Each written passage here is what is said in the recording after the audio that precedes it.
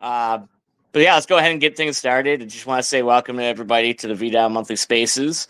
For those of you who are joining for the first time, VDAO is a community of ecosystem builders at the intersection of the physical and the digital, developing regenerative network states. If you want to find out more about our community, you can join the Discord or check out the community portal at vdao.io. You could probably find that link somewhere in the comments or in our bio. I am aware that today is, in fact, the U.S. Elections Day, but I want to remind everybody that VDAO is an apolitical DAO, and ask that everybody keeps this conversation on topic of innovative on-chain governance. So when we do open it up at the end to take questions, I ask that we just keep them off of politics and on topic. Would really appreciate that. And yeah, with that being said, today we're very excited to welcome Daniel Ospina from RnDAO. If you have any questions, please drop them in the comments as we go, and we'll do our best to pick them out at the end if we have time. Also, we'll invite people on to the stage to ask questions live if they would like to do so. So, yeah, I just want to say thank you, Daniel, for taking time out of your busy schedule. As you mentioned, you're in Bangkok and you're in Chiang Mai, checking out all the various pop-up city stuff that's happening. Maybe real quick, could you just introduce yourself, maybe a bit about RnDAO, and tell us a bit about your background and the journey that led you to specialize in kind of this sort of decentralized governance space? Sure, thank you, and good to be here. Hi, everyone. So from my side, I started my career as a chef.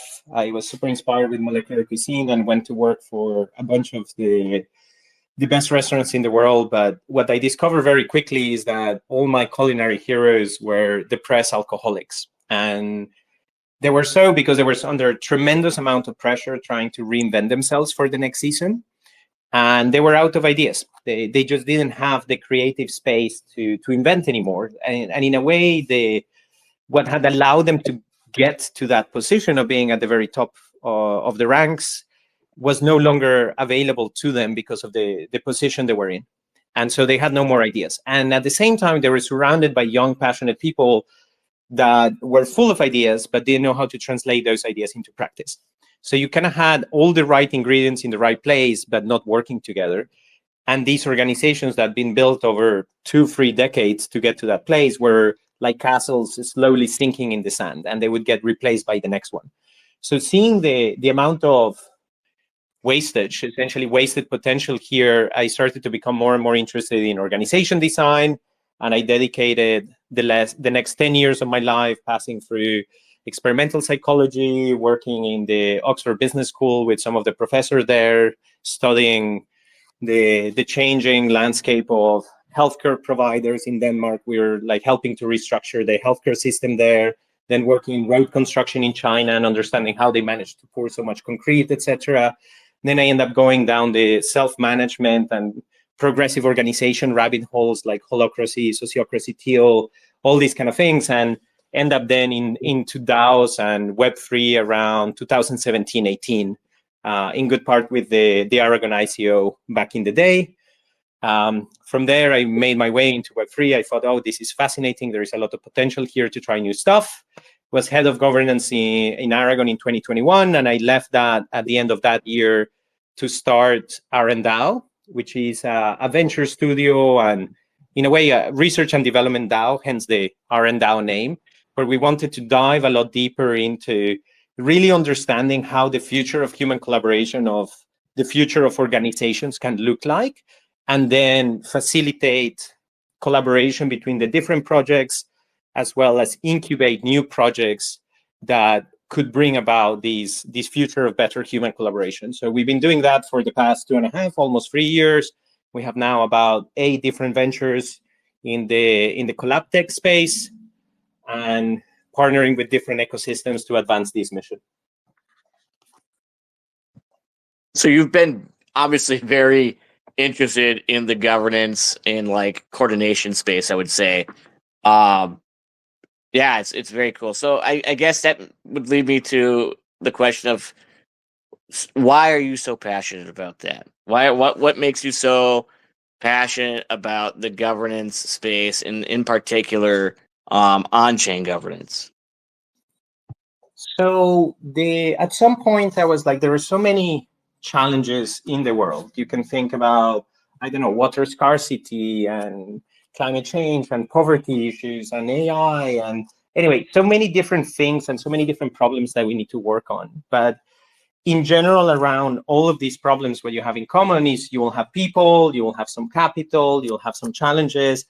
And being able to, for us as a species, as a society, to navigate these things well, ultimately comes down to humans being able to work well together. And so if you can improve how we collaborate, you can have an impact across all of these different problems. And so in that sense, working on human collaboration is one of the highest leverage activities that you can have to have a positive impact.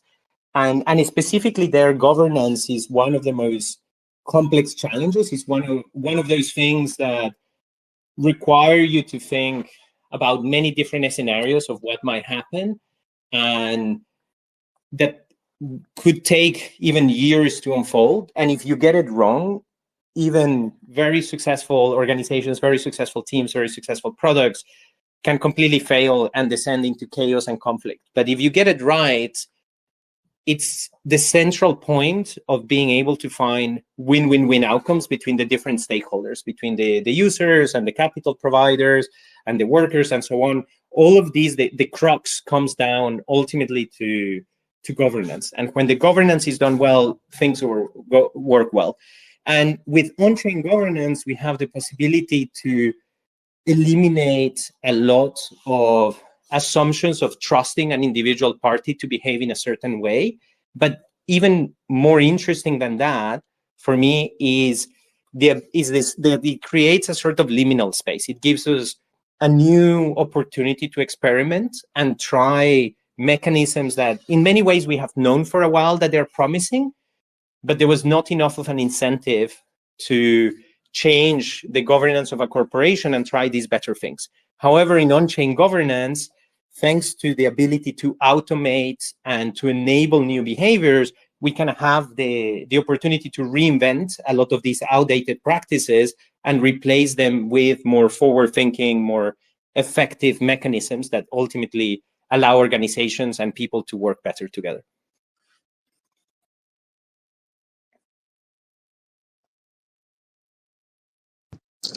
Interesting. I'd like to just double click a bit about like the older governance systems, and maybe talk a bit about like what can on-chain governance systems, what about innovative on-chain governance systems starts to address some of the problems of traditional governance systems that makes it such a interesting or attractive choice? Sure, thank you. So I bring it down for me a lot, and I think in Web3 we're sort of forgetting how bad traditional governance is sometimes. So I think it's a really important question to dive into and understand how the previous systems fail. One of the key ways in which that happened is what is called principal agent problems. So essentially you have some people, let's say shareholders, users, customers, etc., that want the organization to function, but they are not going to do it themselves. They don't have necessarily the time and the bandwidth to run the organization and to look into all the little details and to develop the strategy and to hold accountable all the people that have been contracted to develop different things. Because let's say as a customer, well, you have a busy life, you want to spend time with your family, you want to go and run your business and do a million other things, so you don't have the time to necessarily govern directly everything. And so in corporations, we appoint these board of directors that appoints a CEO.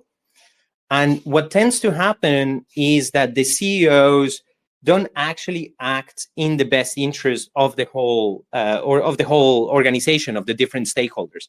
So in corporations, we see the pay of the CEOs keeps on rising and rising and rising. And there are CEOs who get paid millions and millions of dollars despite the organization underperforming. And in many situations, the shareholders are losing money and yet the CEO is getting a bonus. And you're like, what the heck? How is this happening?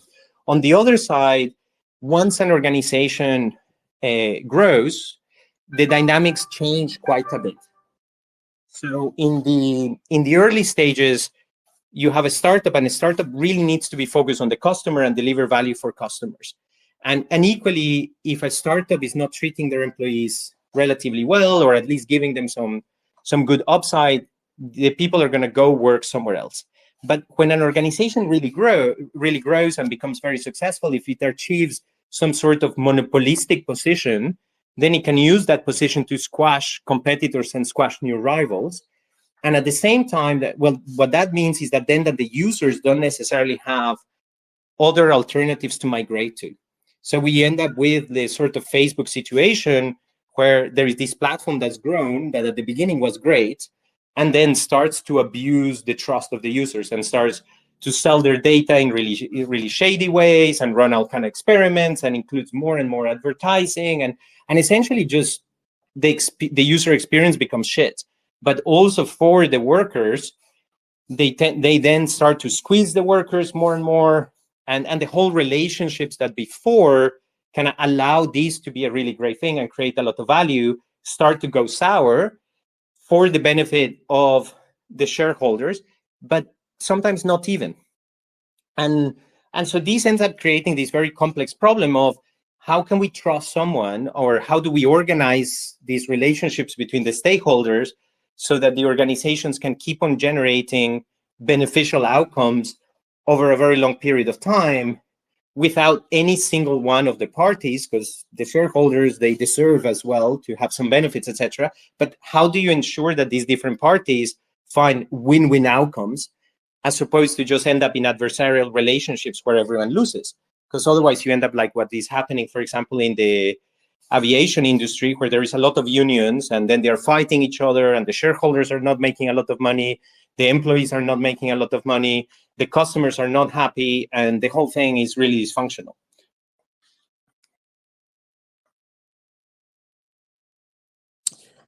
Interesting. So on-chain governance systems kind of gives you the ability to start holding people accountable and change the dynamic of those relationships to make it so it's more of a win-win dynamic rather than the adversarial dynamic, which we typically see in more legacy companies.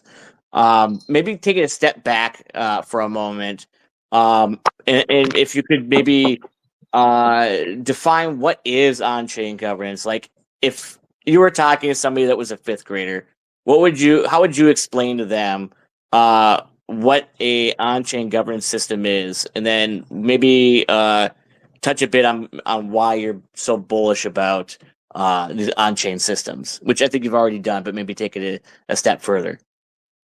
Yeah, sure. So, I mean, actually, let me reframe it a little bit, because I think the on-chain component onto itself is useful. It's an enabler, but it's not necessarily the solution onto itself. What we need is to have a system where, yes, there is a lot of transparency, and you can have really good processes for the different stakeholders to work together. And having things on chain allows us to bypass multiple bottlenecks that we have had historically.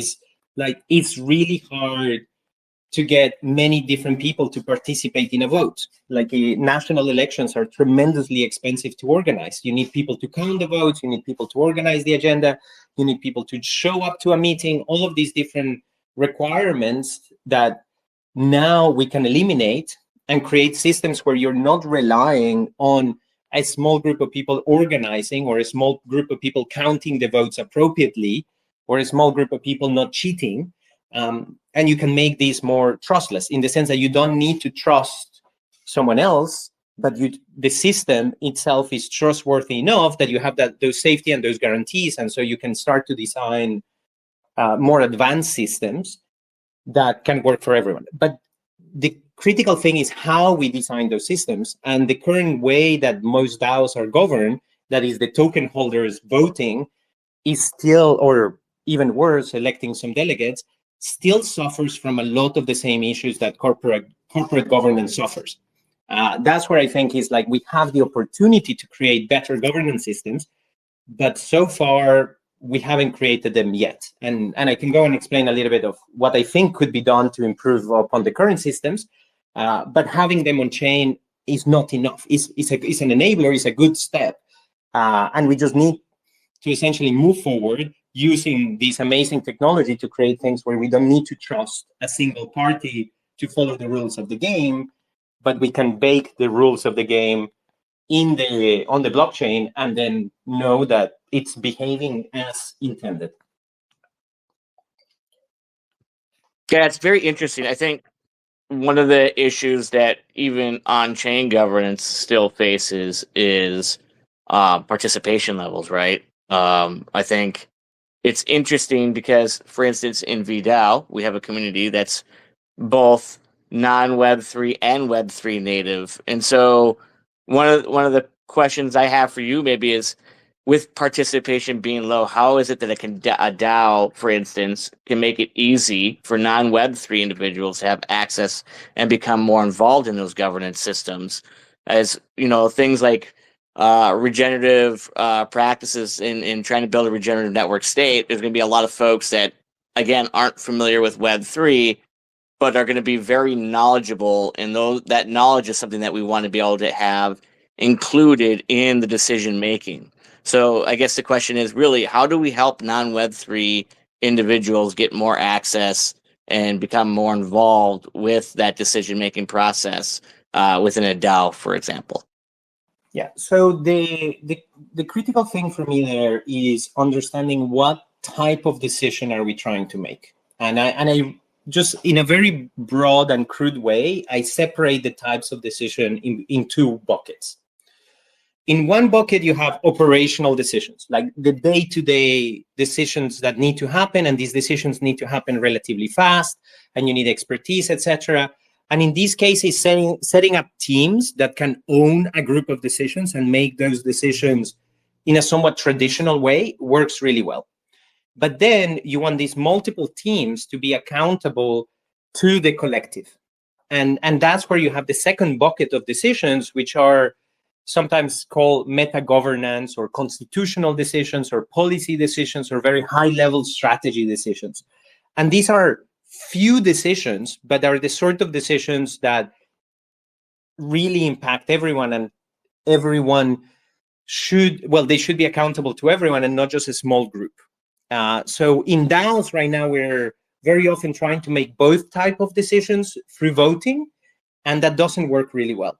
So I think what we need is more the operational decisions, delegate them to small teams that have some accountability and oversight from the umbrella organization. And then for the meta-governance decisions, or like the high-level policy constitutional decisions, there is a governance structure, a decision-making process that is showing a lot of promise to handle these way better than voting, or at least way better than just people making a proposal and then people voting in favor or not, because at that moment, it becomes very political, it becomes a lot of lobbying, it becomes a lot of campaigning, it becomes a lot of backroom conversations and stuff like that. So a better process is based on sortition and deliberation. So sortition is electing people at random, and deliberation is facilitating an effective conversation in between people. So if you think about American jury movies, like when there is a trial, the system works a little bit like that. It's not exactly like it, but directionally is a metaphor that the majority of people have seen a movie about some American trial. And so you have some citizens that are elected at random, and they are there to review the evidence and make a decision. And the citizens are going to debate between themselves. Then you have some experts, or rather people who are biased, who are going to try to influence the citizens and present them with a bunch of arguments for why they should decide one way or decide the other way.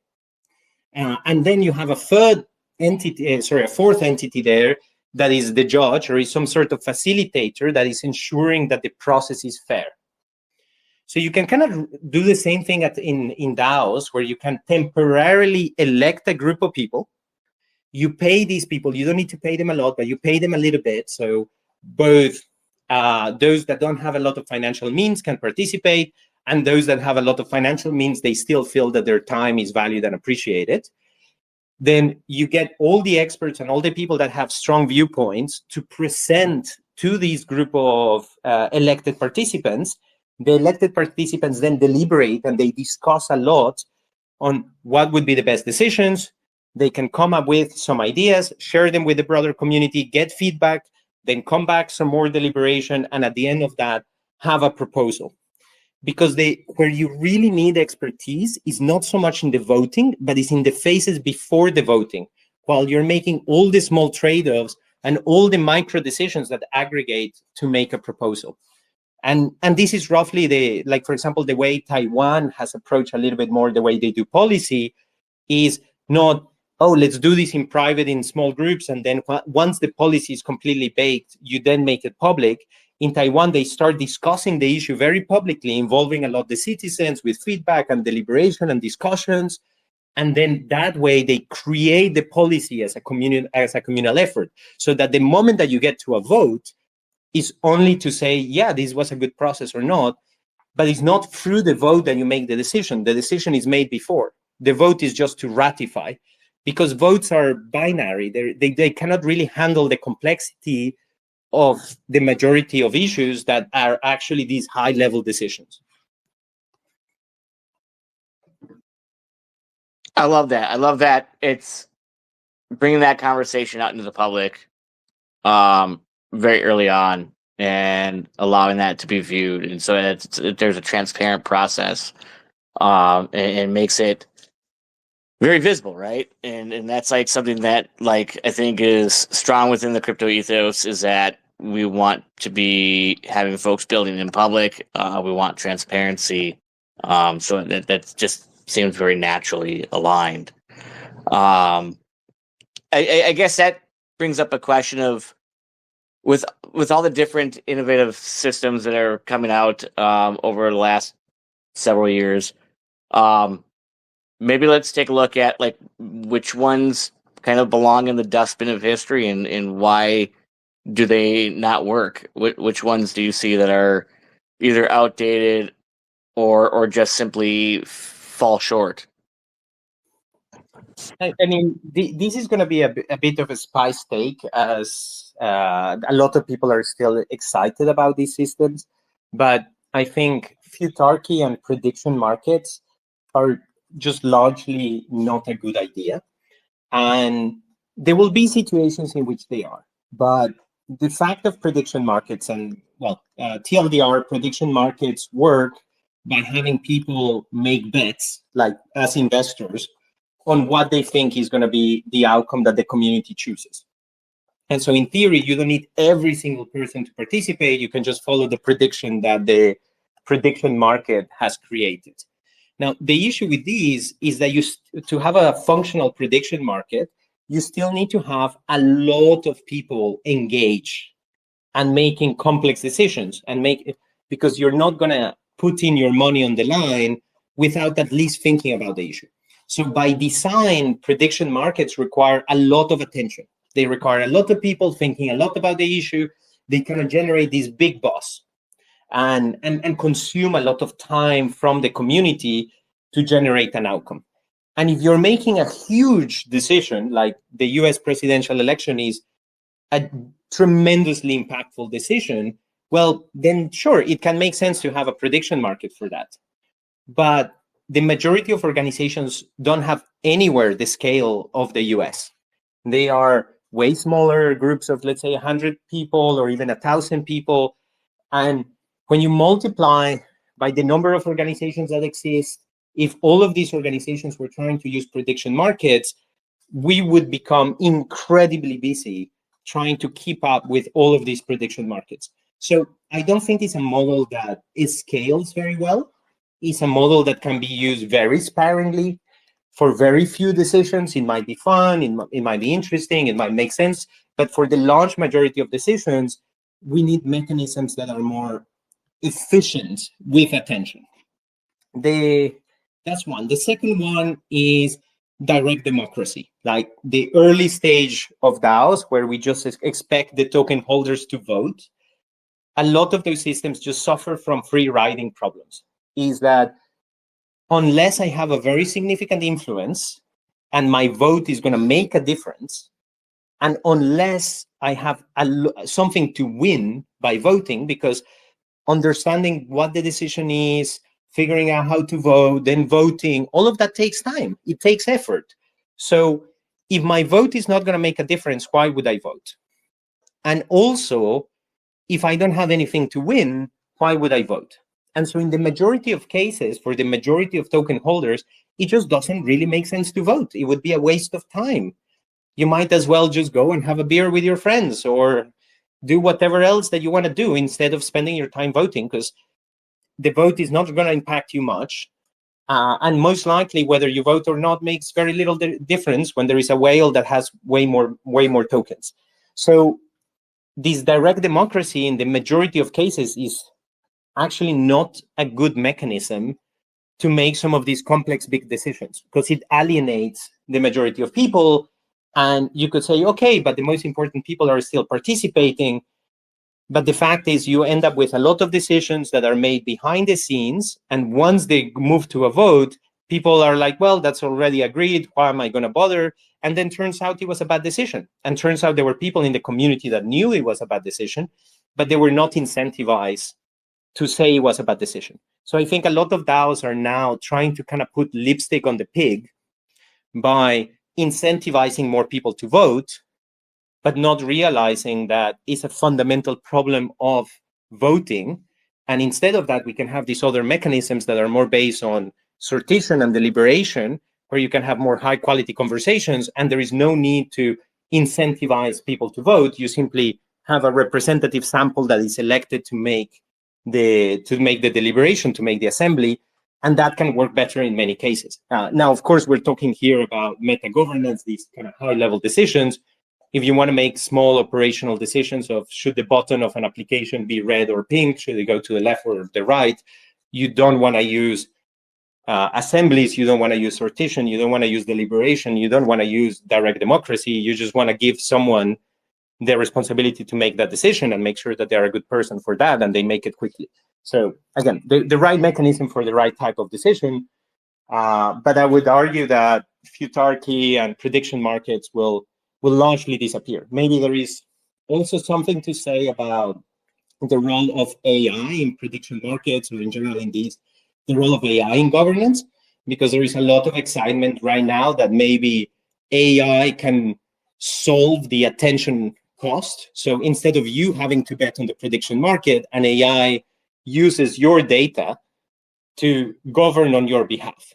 And in some cases, I do imagine some of these things will work, but I also see a very fundamental issue with this sort of designs, and is the following: is if the AI is deciding on your behalf, what you lose is the ability to change your mind.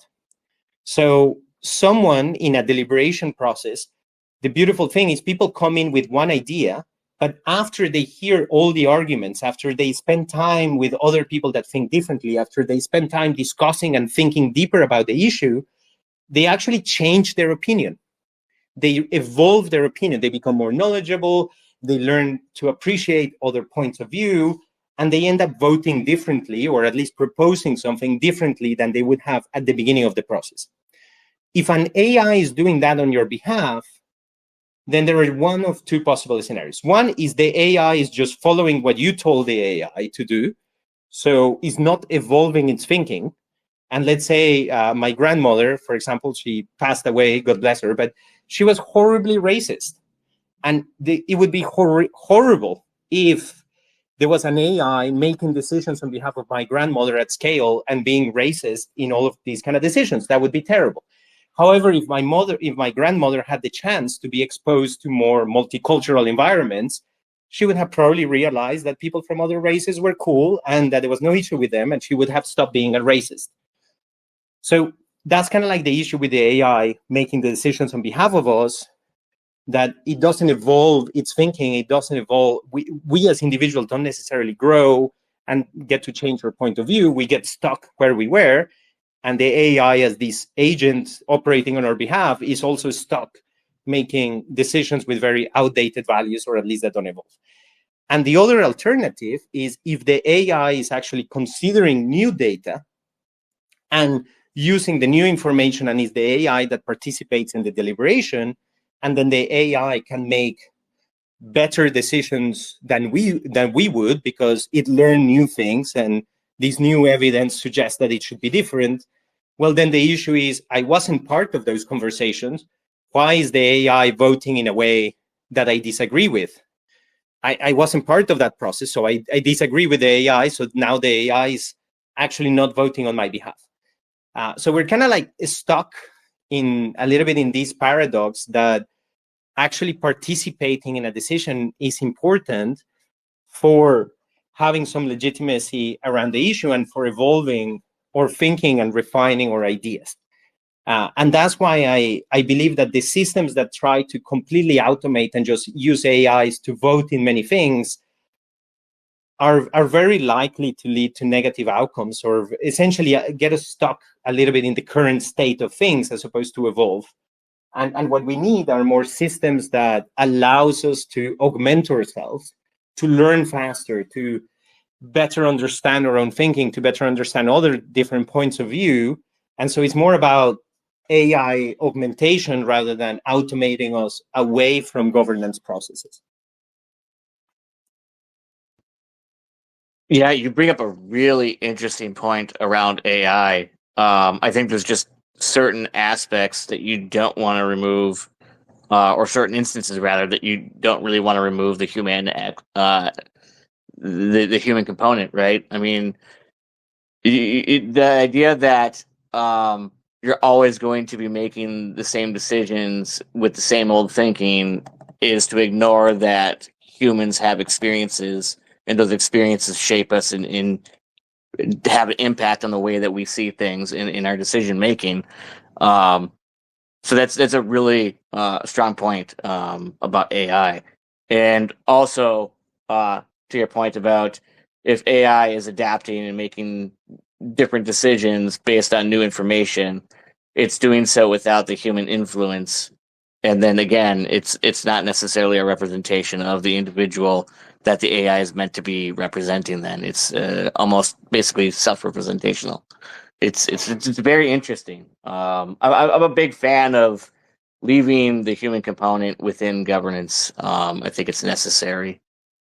With that said, we took a look at what maybe some of the systems that are not so great. Could you highlight maybe one or two that you're really excited about? What governance systems are you seeing either that have maybe been around for a while or are maybe just kind of being developed recently that you're excited about? Sure. So there is a few different things that are starting to mature that are interesting. There is liquid democracy is an interesting approach, I think, for medium-sized groups. It doesn't work for very large groups, but for medium-sized groups, I think it can be quite useful. And that relies on chains of delegation. So essentially, let's say I want to watch a movie. I ask one of my close friends who I know have a good taste in movies, like, hey, which movie you recommend?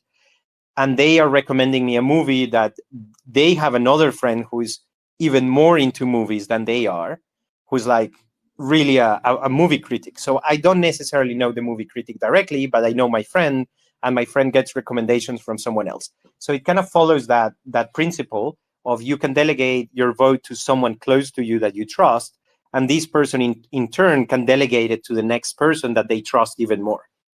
And so these chains of delegation can solve some of the issues of otherwise figuring out if, let's say, a political candidate who you have never met, who you have no idea how they are actually like in real life, if they're trustworthy or if they believe similar things than you do. Well, you see what they say on television, but who knows what kind of person they actually are? You have no idea. But you can hold accountable your close friend, and your close friend can hold accountable the next person. It also works if there are multiple types of delegation. So you don't take recommendations from the same person about finance or going to restaurants or movies. You might have different friends who are better at different things. So if you can apply the same thing of delegating to different people for different types of decisions, that kind of works better. Now, however, as I was saying, liquid democracy can still have multiple issues and limitations, especially at scale. So that's where the idea of assemblies and these sortition and deliberation processes are quite useful. The challenge with that has been that facilitating these group processes is expensive. Like, you need a professional facilitator, you need to contract them, you really need to organize the whole thing. And that takes a lot of time and attention and is expensive. So we have actually been working on a couple of tools to make this easier. One of them is called Harmonica, and you can check it out at harmonica.chat, which is an AI tool that facilitates group processes. So let's say you can ask a question and people give their opinion, then it distributes this opinion to other people.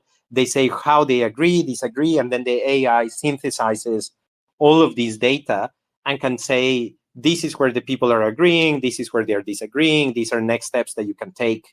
And so you can use these to run multiple processes like branding strategy processes, and so on, with medium to large groups of people, and you can do it asynchronously. So there is no need for everyone to agree to come to a live meeting.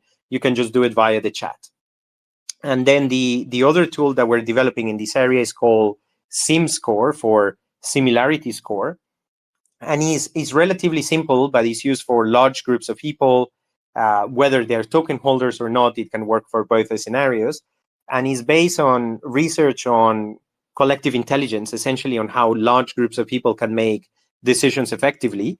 And what we find is that having independence of judgment, essentially when people can independently propose their own things, can work better than, let's say, a proposal and then you agree or disagree with that proposal. So with SimScore, you can ask a question.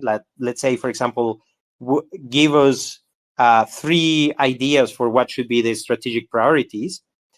All of these data is then gathered qualitatively, so people can reply whatever they want.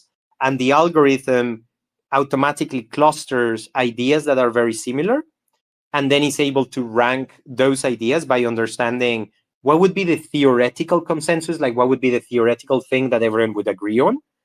And then what's the distance between that theoretical center and then the different statements that have been proposed. So it's actually able in a few seconds to rank the ideas that everyone proposed and say, well, this is a thing that really has the support of the group and is very bridging and it's kind of like a no-brainer thing that we should support.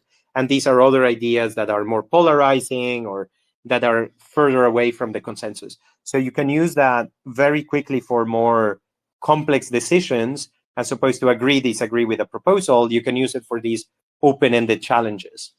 And here is like kind of like this sense-making space of aligning large groups of people and helping us handle all the complexity and variety that comes into a large group of people trying to make difficult decisions that can be a lot more effective than just making a proposal by behind closed doors, or 2, 3, 4 people making a proposal, then trying to get feedback.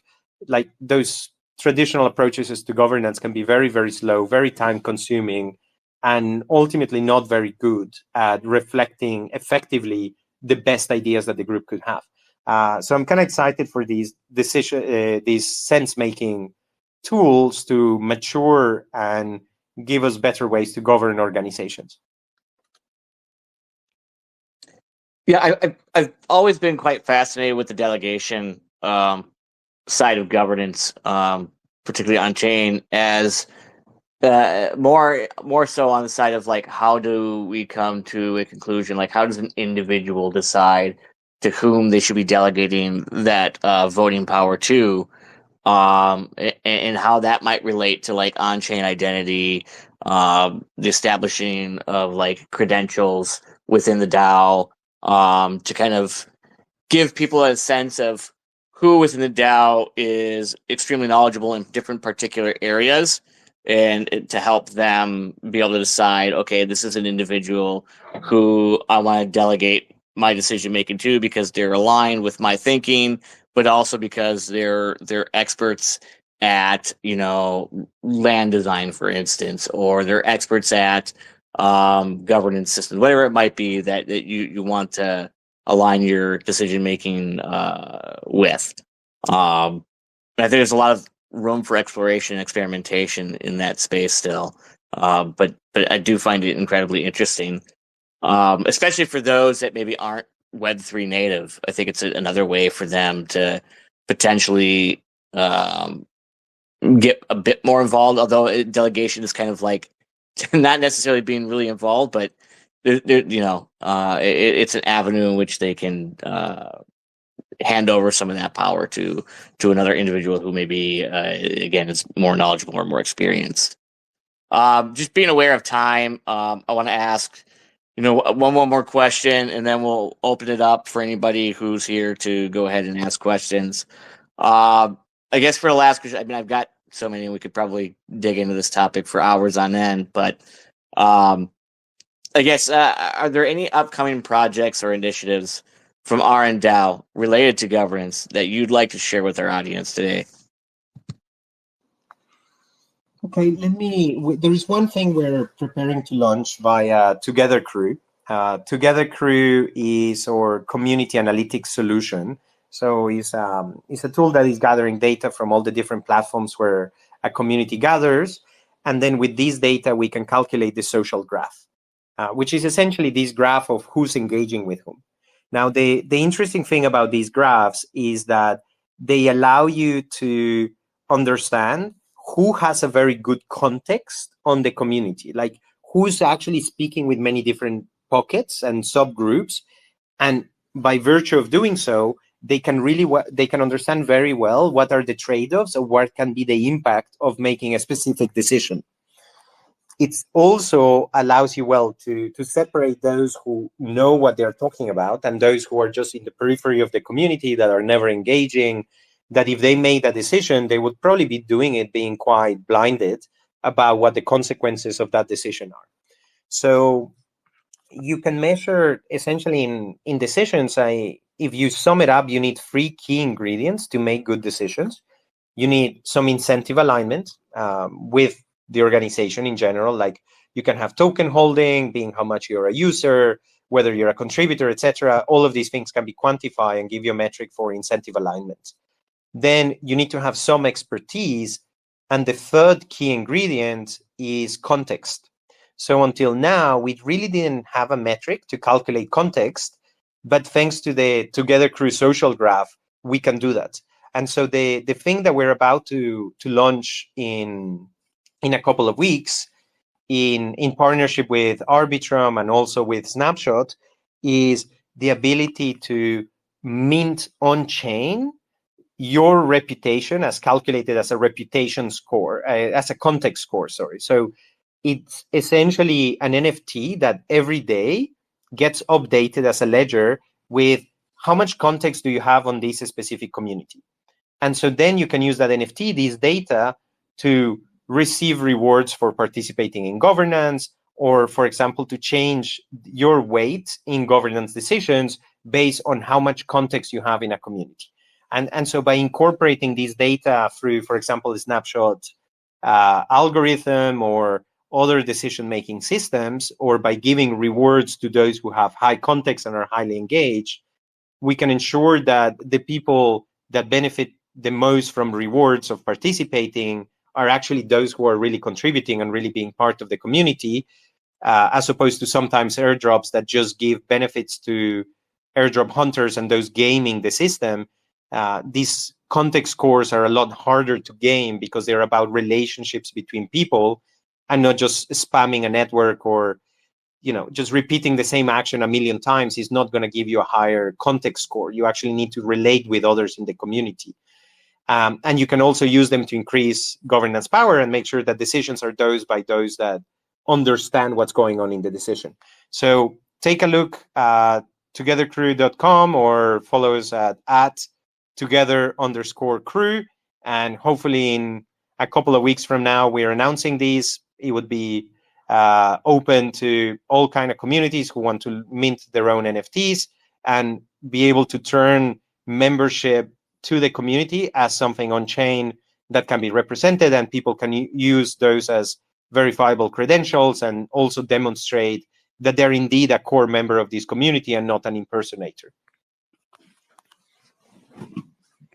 Amazing. It's like you're answering some of the questions I just brought up prior to asking you that question about delegation and figuring out who to trust with different powers within the community and governance systems. Interesting. Well, this has been an amazing conversation, and we are now at the top of the hour here. I just want to say thank you, Daniel, for a very, very interesting conversation, and thanks to everyone who joined the spaces today. Highly recommend that everybody checks out RnDAO's page on X, as well as to be sure to follow Daniel on X as well. Just looking ahead at our next X Spaces, it's going to be with Yaller from the Metacartel to talk about the Metacartel's journey. Also, just a reminder to everybody, our Regenerative Network States Builders Villa is going to be open in Bangkok during DevCon 2024. So if you're looking for a unique DevCon experience where you can connect, learn, co-work, all while enjoying sauna sessions, cold plunges, good food, and a lot more, make sure that you register for the villa. It's going to be located in the Green Lung of Bangkok, which is just south of the Chao Phraya River, about 20-ish minutes away from downtown if you take the ferry. We also have a shuttle that's going to be running back and forth from the main event, and that usually runs anywhere from 35-minute ride to about 40-minute ride max, depending on the day or time of day in traffic. But yeah, and if you're going to be heading into Bangkok for DevCon, Daniel, let me know. I'll send you some information over about the villa, and you can stop by and check it out. But yeah, again, just really want to say thank you for taking the time and enlightening us on on-chain governance. Now, thank you very much for having me, and yeah, please do send me the details of the villa. I'll be in Bangkok, busy schedule, but I'll try to swing by. And thank you everyone for listening. Have a great rest of the day. Yeah, you as well, Daniel. Thank you. Bye. Bye.